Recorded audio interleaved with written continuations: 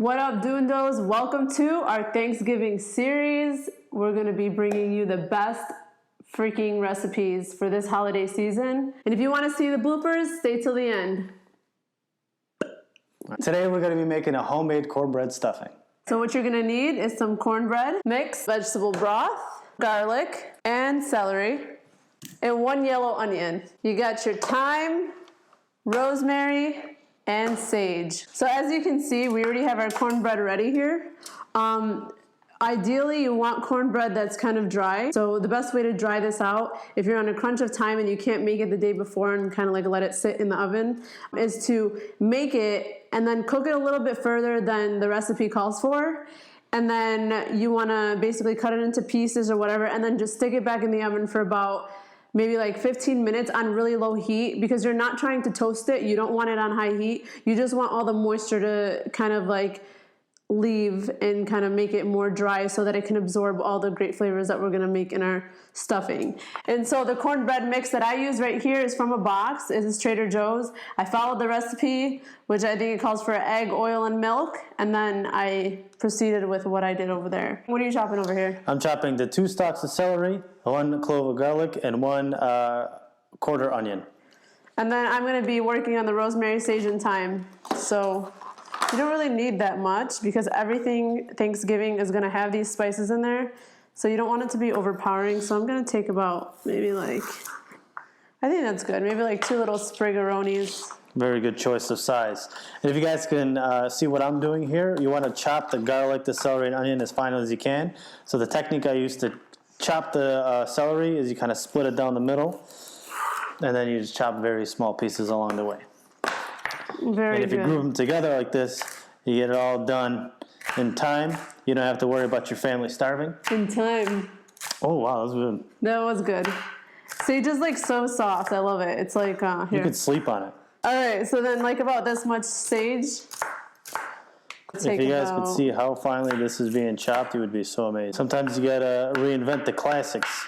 So we definitely reinvented the classics. We worked really long and hard. We trialed our recipes. Hours of study. All week. All week. Hours and hours of study. I wrote a thesis on turkey alternatives, so you guys could check that out too when we release that video.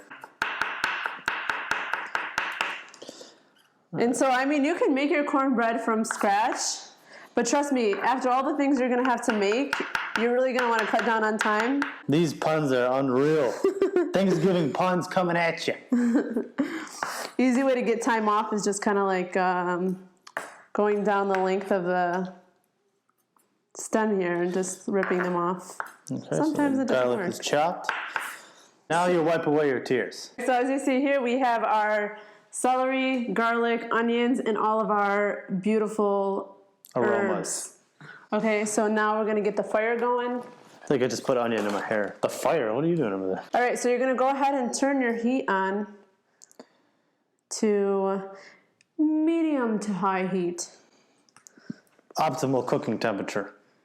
And you're going to go ahead and toss your 1.5 tablespoons of butter right in there. Make sure there's no waxy pieces in there. Okay. While you wait for your pan to heat up, you just kind of break apart your cornbread into little crouton-looking pieces. You could trial as much cornbread as you want in this recipe. Yeah. So we got a long time for this simmer. So my butter's pretty much almost done there. All right. The stuffing is broken. Oh my God, this is heavy. Yeah. So we're gonna put in our onions. Ah, what a sizzle, man. Don't get a massive cutting board. Just get a regular size cutting board. Don't overdo it. Don't be extra like us. All right, so we're just gonna let those saute, and then I'm gonna turn it down to medium to low. The other optimal cooking temperature. And the reason for this is because, I might even add more butter in here, is because you want flavors to develop. You want someone to look at you in the face and give you a firm handshake for the meal that they just had. Ah! Well done. Thank you, sir. Put your healthy pride aside and eat the butter. Eat the butter. Oh, we're probably just going to add 1 more tablespoon. If you guys are Cut it kind with a of... spoon. That'll work. The onions are looking pretty translucent. We don't want to burn them. We want them to look like this. They could have been chopped a little finer, but we'll let that slide. And then we're gonna take our herbs and we're just gonna dump them in.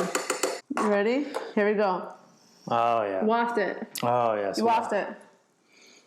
Herbs.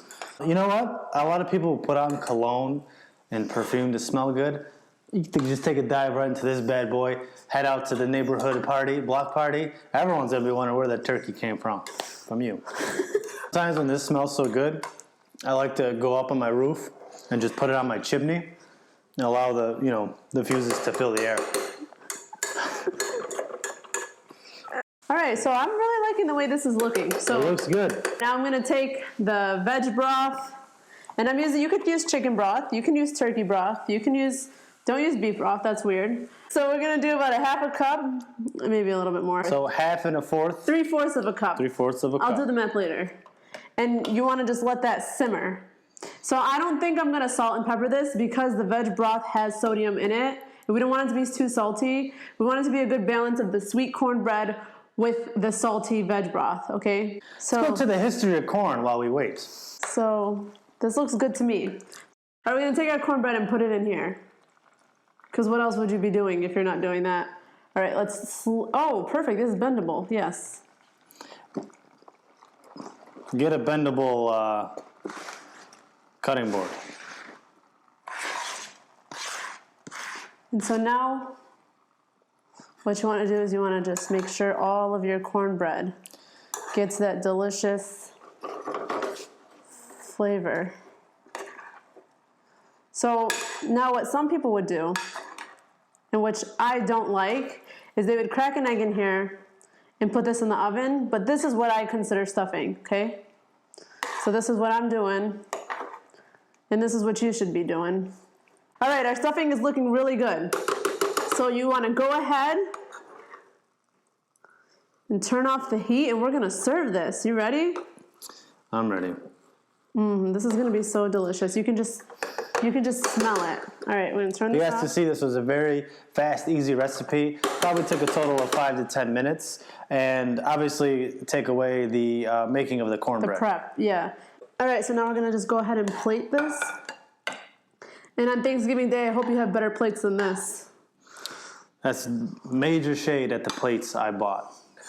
Why don't you tell us where you got them from? Walmart. Sponsor us. All right, beautiful. Look at that. May I try? Oh! Hot!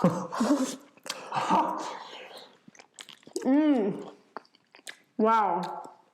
Once you delicious. get past your tongue burning, it's amazing stuffing.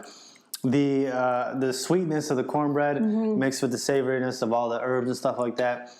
I'm telling you, man, your mouth is going to wonder when that nightclub opened. Thank you for joining us for our first episode of our Thanksgiving series. Next time, we're going to be making creamy mashed potatoes. Please make sure to comment, like, subscribe, hit the bell. Do all the things that help keep our channel growing, and we'll bring you plenty more recipes. Stay tuned for the bloopers, and we'll see you later. Maybe it's best you don't watch. I'm just kidding. I'm joking. All right, anyways, you want So to... stop with the charring. I'm sick of it. If you guys want more of a herby scent, you can actually put Vicks Vapor Rub right in the middle of your sauteing pan. Nice. Here's what I'm going to do. I'm going to cut a deal with you. With who? Listen, someone needs to be honest with you and tell you pilgrims aren't real. Should we crack that egg on him?